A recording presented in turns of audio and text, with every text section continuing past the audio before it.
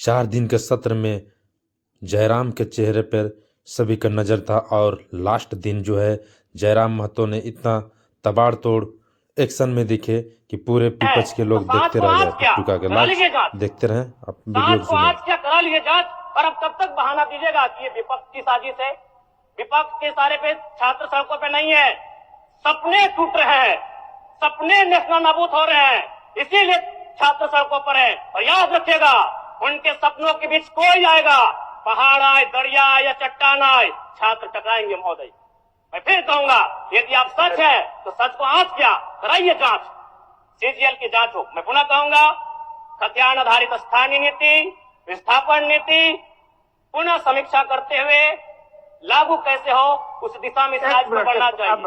महोदय, यदि वास्तव में मैया सम्मान की राशि 2500 रुपए सम्मान है, तो मैं चाहूंगा हम लोग एक सार्थक दिशा में बढ़िया महोदय।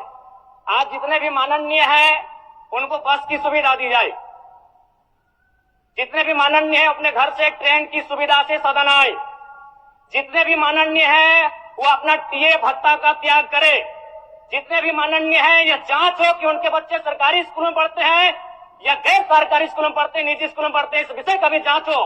अगर उसमें अगर कसौटी में उतरते हैं, हम कहेंगे ये मैया सम्मान योजना है, और नहीं तो इसे केवल और केवल जिस सपने के साथ ये राज्य अलग हुआ था वो सपना कहीं ना कहीं अधूरा होगा महोदय। 2500 रुपया सम्मान की कसौटी नहीं होगा। सम्मान तभी होता है जब समानता से आता है, समानता है तभी सम्मान है। अगर समानता नहीं है महोदय तो किस सम्मान की आप बात करते हैं? अध्यक्ष महोदय, आदरणीय मुख्यमंत्री को दोबारा बहुमत से चुनकर आने के लिए भी धन्यवाद।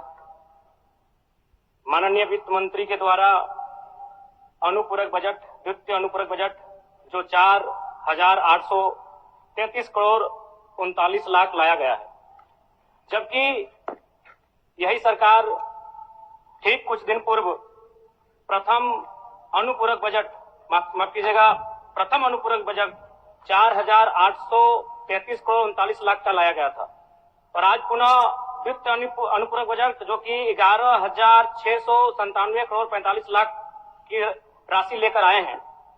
तो महोदय, जब पूर्व में हमारे पास जो निर्धारित राशि होती है और उन राशि को अगर हम खर्च नहीं कर पाते हैं तो फिर ऐसे बजट का एक दिशा का होना और राज्य की दिशा का अलग होना, कहीं ना कहीं इस चरितार्थ को हम लोग उदाहरण के रूप में प्रस्तुत करते हैं।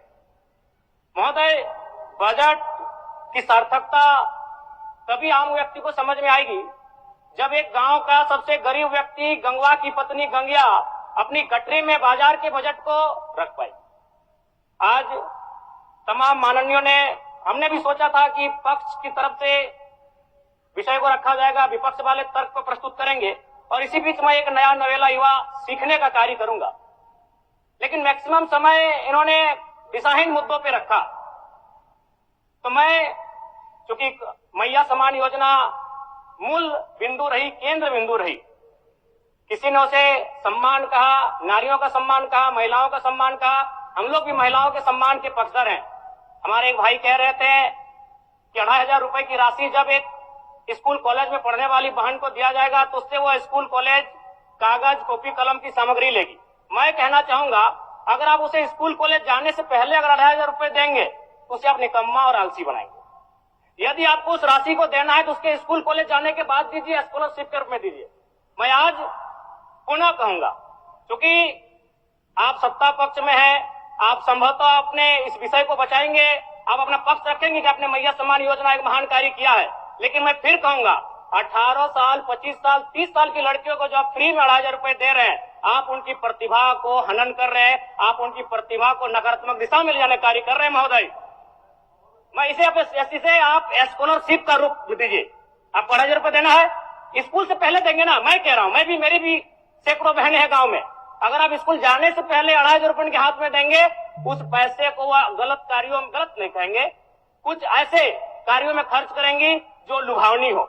स्कूल जाने के बाद, अटेंडेंस के बाद अगर आप देंगे स्कॉलरशिप के रूप में तो वो बहन स्कूल तक जाएगी।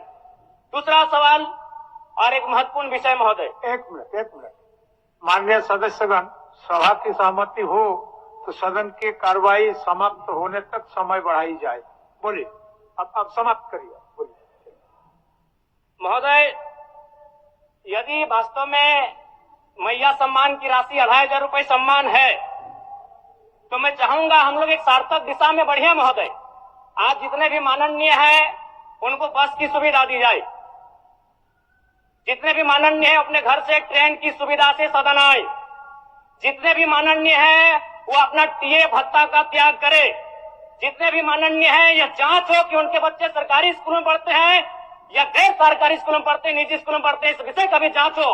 अगर उसमें अगर कसौटी में उतरते हैं, हम कहेंगे ये मैया सम्मान योजना है, और नहीं तो इसे केवल और केवल जिस सपने के साथ ये राज्य अलग हुआ था वो सपना कहीं ना कहीं अधूरा होगा महोदय। 2,500 रुपया सम्मान की कसौटी नहीं होगा।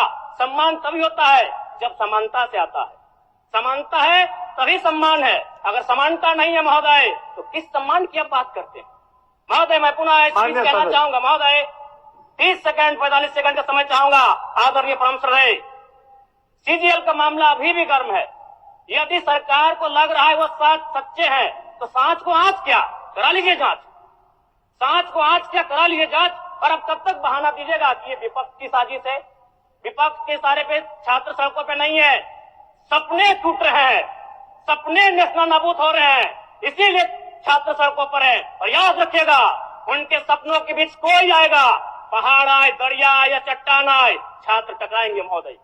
मैं फिर कहूंगा, यदि आप सच है तो सच को आंच क्या कराइए जांच, सीजीएल की जांच हो। मैं पुनः कहूंगा, खतियान आधारित स्थानीय नीति, विस्थापन नीति पुनः समीक्षा करते हुए लागू कैसे हो उस दिशा में राज्य को बढ़ना चाहिए। और महत्वपूर्ण विषय महोदय, मैं ये कहना चाहूंगा, हो गया माननीय जयराम कुमार जी, हो गया। धन्यवाद महोदय। सरकार के